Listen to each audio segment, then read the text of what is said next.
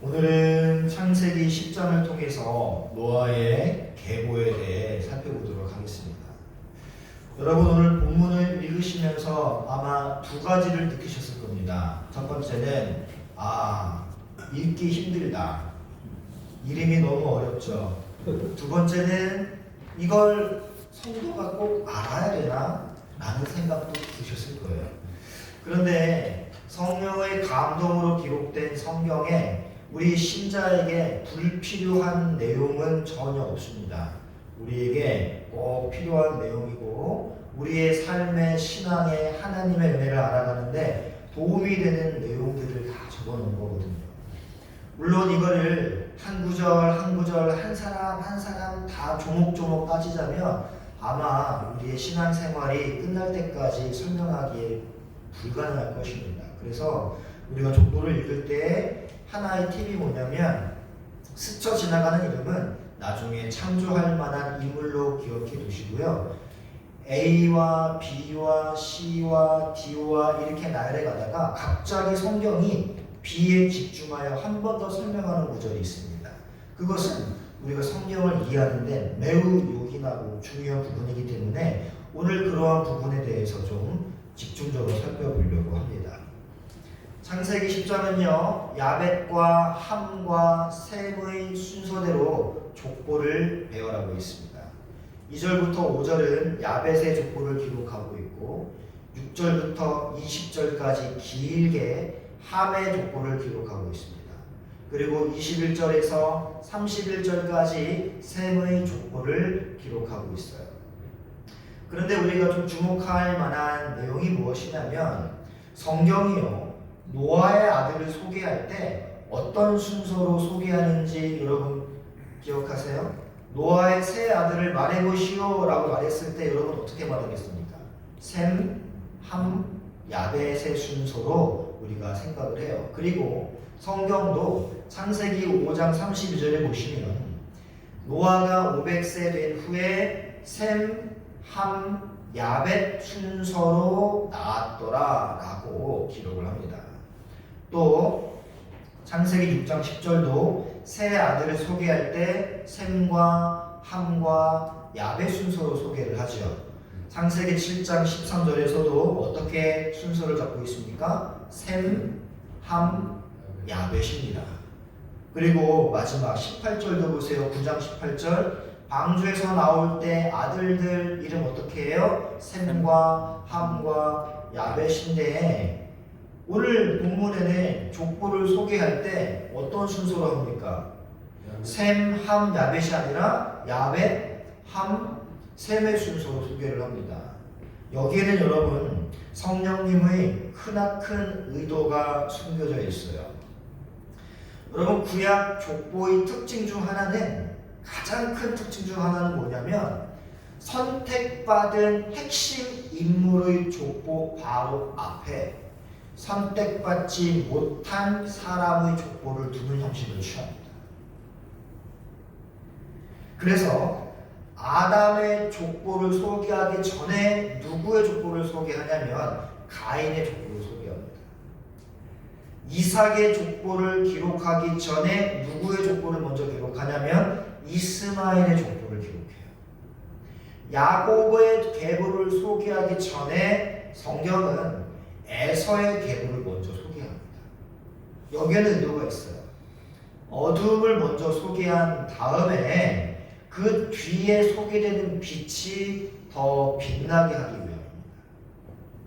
선택받지 못한 사람들을 먼저 소개함으로써 그 후에 소개되는 선택받은 사람들에게로 흐르는 그 하나님의 섭리와 경륜과 은혜를 더욱더 돋보이게 하기 위한 목적이에요. 그리고 오늘 족보에 나타나는 또 하나의 두드러진 특징이 뭐냐면 야벳의 후손이 14명이라고 소개하고 있고 함의 후손이 30명으로 소개되고 있습니다. 그리고 셈의 후손이 26명으로 소개되고 있어요. 도합 70명의 인물들이 소개되고 있습니다. 이 말은 야벳이 14명만 출산했고 함이 30명만 자녀를 두었고 셈이 26명만 자녀를 두어서 총 세 형제의 자녀가 70명이라를 소개하고자 하는 게 아니에요. 더 많은 자녀를 두었습니다. 하지만 성경에는 그들 중 선별적으로 70명만 기록이 되어 있다는 것입니다. 그 이유는 7이 가지고 있는 상징적이며 신학적인 숫자를 성령께서 맞추시기 위함인 것입니다. 7은 작은 규모의 전체를 이야기하고 70은 커다란 규모의 전체를 상징하는 숫자예요. 그래서 성령께서 노아의 아들들의 자손들을 소개할 때 70이라는 숫자에 맞추어 소개하신 이유는 모든 민족과 모든 나라들이 바로 이 노아의 세 아들로부터 뻗어나갔다라는 걸 제시하는 것입니다. 이 조건은 인간을 존재하게 하신 하나님께서 생육하고 번성하라는 명령을 주셨고 홍수의 심판이 있었지만 하나님은 그 일을 멈추지 않고 계속 진행하셔서 전 세계로 뻗어나가는 인류가 존재한다라는 걸 보여주는 것이죠. 다시 말해서 전 인류는 하나님의 은총 안에서 번성할 수 있음을 보여주는 겁니다. 근데 여러분, 우리는 이런 생각을 하죠. 기왕이면 함의 후손들은 좀 멸절시키고 셈의 후손을 좀 번성시키면 어떨까? 하지만 하나님은 악인이라 할지라도 그 악인에게 해와 비를 허락하시는 일반 은총을 베푸신다라는 걸 우리가 발견할 수 있습니다. 그래서 이 땅을 살아가는 것이죠. 그래서 하나님은 심판날까지 함의 후손들을 일반 은총으로 유지시킬 거예요. 자, 그리고 우리 한 절 더 보겠습니다. 1절 보시면요. 노아의 아들 셈, 함, 야벳의 족보를 소개하고 홍수 후에 그들이 아들들을 낳았다라고 이야기합니다. 자, 여기에서도 셈, 함, 야벳 순서예요. 자, 2절부터 5절까지 읽어보겠습니다. 2절부터 5절까지 시작. 야벳의 아들은 고멜과 마곡과 마대와 야완과 두발과 메섹과 디라스요. 고멜의 아들은 아스브나스와 리박과 두발마요. 야완의 아들은 엘리사와 달시스와 기팀과 도단이라. 이들로부터 여러 나라 백성이여 나뉘어서 각기 언어와 종족과 나라대로 바닷가의 땅에 머물렀더라. 네, 여기까지가 야벳의 계보예요. 자, 지금 5절 보니까 각기 언어와 종족과 나라대로 바닷가의 땅에 머물렀더라 라고 이야기를 하죠. 학자들은 이 야벳의 후손들이 현재 유럽 지중해 인근에 정착해서 살고 있는 인류라고 추측을 하고 있습니다. 또 6절, 7절을 보시면요. 함의 아들이 나오죠. 함이라는 뜻이 거무스름하다라는 뜻인데 함의 아들 구스 역시 거무스름하다라는 뜻이에요. 그래서 학자들이 좀 무리한 추측을 하곤 했습니다. 그래서 이 함과 구스는 좀 아프리카 쪽에 모여 사는 사람들이 아닐까. 물론 정황상으로는 말은 말이긴 같은데 이 명확한 근거를 찾기는 좀 힘듭니다. 그리고 좀 아프리카 사람들이 좀 못 살고 노예 생활을 많이 했잖아요. 그래서 함의 아들 가나안이 종들의 종이 될 것이다라는 그 예언의 성취를 억지로 좀 끼워 맞추려다 보니까 아프리카 쪽 사람이다라고 좀 못을 박는 경향이 있는데 가능성은 굉장히 많지만 명확한 근거는 아직 없다라는 걸 말씀드립니다. 우리가 주목할 부분은요 8절부터 14절까지의 내용이에요. 함의 후손 중에 구스가 나오죠. 근데 이 구스가 니무롯을 낳았다라고 이야기합니다. 9절 함께 읽어볼게요. 9절 시작. 그가 여호와 앞에서 영광한 사냥꾼이 되었으므로 속담에 이르기를 아무는 여호와 앞에 니무롯같이 용감한 사냥꾼이로다 하더라. 네. 자, 그리고 10절 보시면 우리가 친숙한 나라 이름이 나옵니다. 뭐죠? 바벨이죠. 11절에 보시면 두 개의 또 친숙한 나라 이름이 나와요. 아수르와 니느웨가 나옵니다. 자, 그리고 이제 13절, 14절에 보시면 이 미스라임으로부터 시작해서 마지막 가로친 부분에 어떠한 나라가 보이시죠? 블레셋이 보입니다. 자, 지금 함의 후손의 이름과 그들이 거주한 지명이 보여주듯이 이들은 하나님을 섬기는 나라를 주도해서 이끈 게 아니라 이들은 어떠한 나라로 쫙 퍼져나가요? 하나님을 거역하고 하나님의 백성들을 대적하는 그러한 나라의 주역들이 됩니다. 함의 함의 손자인 니무롯은 바벨탑을 쌓은 일의 주역이에요. 하나님을 대적한 대표적인 사건이죠. 심지어 그들은 더 나아가서 니느웨를 건설합니다. 요나에게 다급하게 외쳐라 말씀하셨잖아요. 안 그러면 저 니느웨 지금 하나님 심판받아 멸망할 수밖에 없다. 죄악이 너무나 크다. 하나님이 그렇게 걱정하셨던 나라 니느웨를 건설합니다. 그리고 함의 후예인 미스라임에서 블레셋이 나와요. 이처럼 함의 후손들은 하나님을 두려워하지 않는 자들이었고 하나님을 대적하는 일에 앞장섰습니다. 또 이 함의 후예들은 나중에 소돔과 고모라까지 연결해서 살아갑니다. 소돔과 고모라 유명하죠? 하나님의 심판을 자초한 그러한 도시죠. 이렇게 함의 후손들은 이 함의 행태로 보아서도 알 수 있겠지만 하나님의 안식을 비웃고 하나님의 안식을 경홀히 여겼던 그러한 자는 결국에는 하나님을 대적하는 자들로 나아가게 되었던 것이죠. 자, 15절부터 20절을 함께 읽어봅니다. 15절부터 20절 시작. 가나안은 장자 시돈과 헷을 낳고 또 여부스 족속과 아모리 족속과 기르가스 족속과 히비 족속과 알가 족속과 신 족속과 아루앗 족속과 스마엘 족속과 하마 족속을 낳았더니 이후로 가나안 자손의 족속이 흩어져 나아갔더라.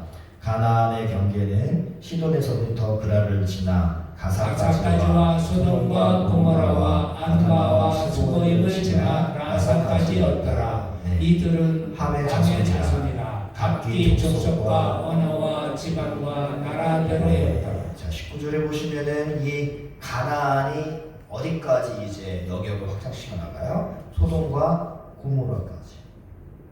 성적으로 물러나고 타락해서 방문한 천사들을 데리고 조롱하려고 했던 그러한 자들, 소돔과 고모라 사람들 다 누구의 후예들이라는 얘기예요? 함의 후예들이라는 이야기였습니다. 물론 함의 그러한 불건전한 사상을 잘못된 가정교육을 통해 가나안이 물려받고 그게 또 자손에게 흘러가고 그랬을 수 있어요. 하지만 이러한 불경건한 이러한 함의 신앙 행태는요 끊어냈어야 되는 건데 끊어내지 못하고 결국에는 후손들이 물려받아서 심판을 자초하는 그러한 민족들로 형성되었다는 것이죠. 자, 우리가 생각해볼 건 이겁니다. 함의 죄로 인해서 그의 아들 가나안이 저주를 받아요. 가나안만 저주를 받는 게 아니라 가나안이 저주를 받았다는 이야기는 함의 후예들이 다 저주를 받았다는 이야기예요. 우리 생각은 자, 그렇게 하나님의 저주를 받은 함의 후예들이라면 저주를 받았으니까 축복이 아니라 좀 힘이 없고 약하고 못 살아야 마땅하지 않습니까? 하나님의 축복을 받은 셈이 좀 잘 살고 하나님의 저주를 받은 함의 후예들은 말 그대로 진짜 종이 되고 못 살고 약해 빠져야 마땅한데 여러분 느낌이 어떠세요? 어떻게 된 일인지 함의 가문이 가장 번성하는 것처럼 보여요. 여러분 족보에 소개된 후손의 수만 보아도요 함이 더 번성하는 것처럼 보입니다. 야벳이 14명, 함이 30명, 셈이 26명이죠. 게다가 함의 후손들은 문명을 주도합니다. 가는 곳마다 성을 쌓고 도시를 건설하고 그리고 이 세상에서 돈도 쓰고 담아요. 12절 보십시오. 12절.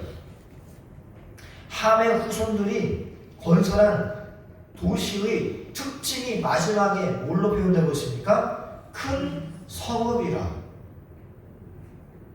여러분, 함의 아들 중에 구스는요, 지금의 에티오피아로 과거에 엄청난 강대국이었습니다.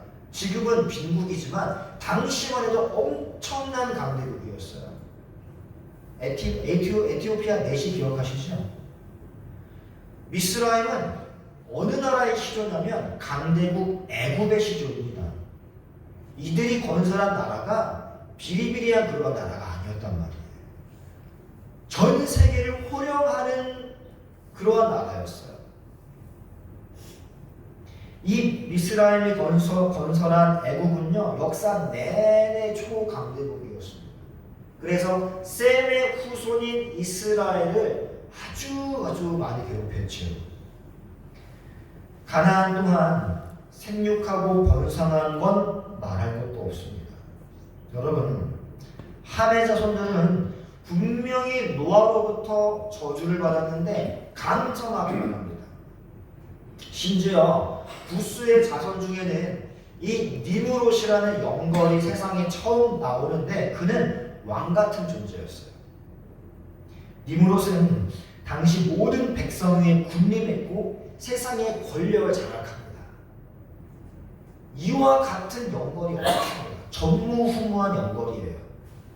그리고 나중에 그들의 후손들이 바벨탑을 쌓아요. 지금도 여러분 악한 사람이 잘 되는 것처럼 보입니다. 하나님을 두려워하지 않고 오히려 하나님을 대적하며 살아가는 그 자들이 더 잘되고 더 번성하고 더 큰 권세를 차지하는 것, 이게 오늘날의 양상이에요. 오늘도 마찬가지입니다.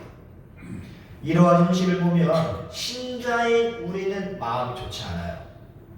때로는 믿음이 흔들릴 수도 있어요. 도대체 하나님은 왜 이러시는지, 왜 하나님은 침묵하고 계시는지, 악한 자가 저렇게 세상에서 판치고 살아가는데 왜 하나님은 뒷짐지고 계시는지 이해하지 못할 때가 굉장히 많습니다. 그런 우리에게 하나님은 어떻게 답을 주시냐면, 하나님은 우리에게 셈의 족보로 대답을 해주세요. 함의 족보를 부러워하지 말라는 하나님의 다독거림이 셈의 족보에 흘러가고 있습니다. 바로 이 셈의 족보를 통해서 우리 주 예수 그리스도가 오시기 때문이에요. 우리가 집중하고 우리가 바라봐야 할 건 세상에서의 풍요, 세상에서의 어떠한 잘나감, 이게 아니라는 거예요. 우리는 그런 것에서 초연하여서 예수 그리스도에 집중해야 된다는 것입니다. 자, 우리 한번 살펴볼게요. 좀 길지만 21절부터 좀 읽어볼까요? 21절부터 쭉 읽어봅니다. 시작. 셈은 에벨 온 자손의 조상이요 야벳의 형이라. 그에게도 자녀가 출생하였으니 셈의 아들은 엘렘과 아수르와 아르박삭과 룻과 아람이요 아람의 아들은 우스와 훌과 게델과 마스며 아르박삭은 셀라를 낳고 셀라는 에벨을 낳았으며. 여기까지만 읽어보겠습니다. 자, 셈의 아들이 총 몇 명인지 기억해 주십시오. 22절에 보시면 셈의 아들은 엘람, 아수르, 우리가 아는 그 아수르 아니에요. 악한 나라 아수르가 아닙니다. 엘람, 아수르, 아르박삭, 룻, 아람입니다. 아람. 그런데 이제 성경이 5명을 소개하고 마지막 아람에게 집중해서 뭐 설명하죠? 이런 거에 우리가 좀 주의를 기울여야 돼요. 그러다가 24절에서 아르박삭에 또 집중할 설명합니다. 그러니까 한번 쭉 나열하고 지나가는 것, 우리도 그냥 지나가도 상관은 없습니다. 근데 성경이 한 번 더 초점을 맞춰 설명하려고 하는 부분은 중요한 부분인데, 오늘 그 중에서 우리가 22절에 아르박삭에 주목할 필요가 있어요. 셈의 아들 5명 중 아르박삭에 대해서 우리가 주목해야 되는데, 이 아르박사스이 얼마나 중요한 인물인지 창세기 11장 가보면 한 번 더 집중하여 설명합니다. 셈의 족보가 11장이 나오는데 거기에서는 성령께서 셈의 아들들 중에서 아르박사스에 대해서만 기록을 해요. 자, 11장 10절 읽어볼게요. 시작. 셈의 족보는 이러하니라. 셈은 백세 곧 홍수 후 2년에 아르박삿을 낳았고. 네. 자, 10장에 기록된 셈의 아들이 몇 명이라고 그랬죠? 5명이라고 했습니다. 이 5명의 아들 중 단 한 명, 아르박삿에 초점을 맞춰요. 창세기 11장에 넣으시면. 성령께서 아르박삿에 초점을 맞추신 이유는 바로 그 아르박삿의 후예로 누가 태어났느냐? 믿음의 조상 아브라함이 나기 때문입니다. 예수 그리스도로 연결되는 이렇게 뻗어 있는 그 여러 가지 갈래 중에 예수 그리스도와 관통하는 그 하나의 혈통, 거기에 집중하기 위해 성령께서 11장에 아브라함을 소개하기 전에 아르박삿으로부터 시작을 하는 거예요. 그래서 11절부터 보시면요, 아르박삿을 낳은 후에 500년을 지내며 자녀를 낳았으며 아르박삿은 35세에 셀라를 낳았고, 이렇게 쭉 연결하다가 이 계보가 26절에서 어떻게 끝나냐면 데라는 70세에 아브람과 나홀과 하란을 낳았더라로 이 계보가 마무리가 됩니다. 이렇게 셈의 계보는요, 아르박삿의 후손에게서 아브라함이 나게 되고 결국에는 예수 그리스도까지 이어지는 아주 귀한 계보예요. 여러분, 함의 후손들은 세상을 주도하고 도시를 장악하고 성을 건설하고 힘을 자랑하며 살아가지만 하나님은 그러한 함의 후손들에게는 전혀 관심이 없다라는 걸 보여주는 거예요. 셈의 후손들에게 하나님이 개입하시고 섭리하시고 큰 관심을 가지고 계시다가 결국에는 그를 통하여 아브라함이 태어나고 또 쭉 그 계보를 섭리하시고 관찰하시고 개입하셔서 예수 그리스도가 태어나게 하시는 그 하나님의 손길을 좀 보라는 겁니다. 세상 사람들의 그 권력과 힘 부러워하지 말고 비록 연약하고 미약하지만 너희들 속에 흐르는 그 하나님의 손길을 좀 보라는 거예요. 그래서 셈의 계보가 함의 계보 뒤에 붙어있는 겁니다. 하나님은 함이 아니라 셈의 후손에게서 메시아가 오게 하실 것이니 그 영광스러운 위치를 기억하며 함의 번영을 부러워하지 말고 선택받은 백성으로서의 정체성을 지키라 라는 메시지를 우리에게 주시는 것이죠. 여러분, 만약에 함의 후손들이 세상을 지배하고 힘을 자랑하고 살아가는 동안 셈의 후손을 통해 겸손하신 왕이 태어날 수 있도록 하나님은 조용히 철저히 준비하셨어요. 그런데 만약에 함의 그 세상을 장악하고 가나안의 후예들이 힘을 떨치고 살아가는 것이 하나님 보시기에 좋고 하나님 보시기에 선한 모습이었다면 우리 주 예수 그리스도 역시 왕으로 이 땅에 오셔서 니무롯처럼 세상의 영벌로 이 땅에 오셔서 한몫하셨어야 됩니다. 사람들도 그걸 기대했고요. 하지만 우리 예수님은 아주 초라한 모습으로 말구유에 태어나셔서 이 땅에서 섬기는 대로 살아가시다가 십자가에 힘없이 달려 죽으셨습니다. 만왕의 왕이신 예수님이 이 땅에 오셔서 함의 색깔의 족보를 살아가신 게 아니라 셈의 족보의 색깔로 살아가셨다는 거예요. 가장 낮은 곳에 태어나 철저히 낮아지는 삶, 그 어떠한 권력과 물질의 유혹에도 초연하신 삶, 나를 죽여 남을 살리는 삶, 십자가의 삶을 사시고 결국에는 십자가에서 죽으십니다. 그렇다면 하나님의 자녀이며 그리스도 예수의 형제인 우리는 여러분 이 땅에서 어떠한 삶을 살게 될까요?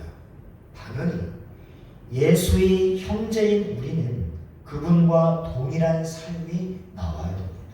왜냐하면 우리는 그분의 계보에서 뻗어져 나오는 혈통이기 때문이에요. 만일 우리의 삶이 함의 족보의 색깔을 띠고 있다면 우리는 두렵고 떨리는 마음으로 세상을 우리 자신을 돌아봐야 됩니다. 함의 후손들처럼 힘과 권력이 하나님 보시기에 좋은 것이었다면 말씀드렸다시피 우리 예수님은 세상을 호령하셨어야 돼요. 하지만 성경이 예수를 어떻게 묘사하는지 우리 살펴보고 마치도록 하겠습니다. 빌립보서 2장 6절로 8절입니다. 그는 근본 하나님의 본체시나 하나님과 동등됨을 취할 것으로 여기지 아니하시고 오히려 자기를 비워 종의 형체를 가지사 사람들과 같이 되셨고 사람의 모양으로 나타나사 자기를 낮추시고 죽기까지 복종하셨으니 곧 십자가에 죽으시니라. 아멘. 이것이 셈의 후손들의 삶의 모습입니다. 우리는요 이 땅에서 나의 성을 건설하고 나의 요새를 건설하고 나의 도시를 건설해서 나의 안녕을 추구하는 것이 삶의 목적이 아니에요. 우리의 삶의 목적은 셈의 후손처럼 예수 그리스도가 오실 그 길을 준비하고 준비하는 그러한 역할을 하는 것입니다. 셈의 후손들은 초림하실 예수 그리스도를 준비하는 삶의 족보였다면 우리는 어떠한 삶을 살아가겠습니까? 다시 오실 예수 그리스도를 맞이할 준비를 하며 오늘 하루하루를 살아가야 되는 거예요. 함의 후손들처럼 내가 가진 것을 더 불리기 위해 그렇게 살아가는 것이 아니라 내 가진 것을 다 잃는다 할지라도 다시 오실 예수 앞에 우리가 부끄러워하지 않을 만큼 신앙을 다지고 하나님 앞에 올곧게 서기 위해 노력하는 오늘 하루하루를 살아가는 우리 모두가 되기를 말씀으로 축복하고 소망합니다. 우리 찬양과 함께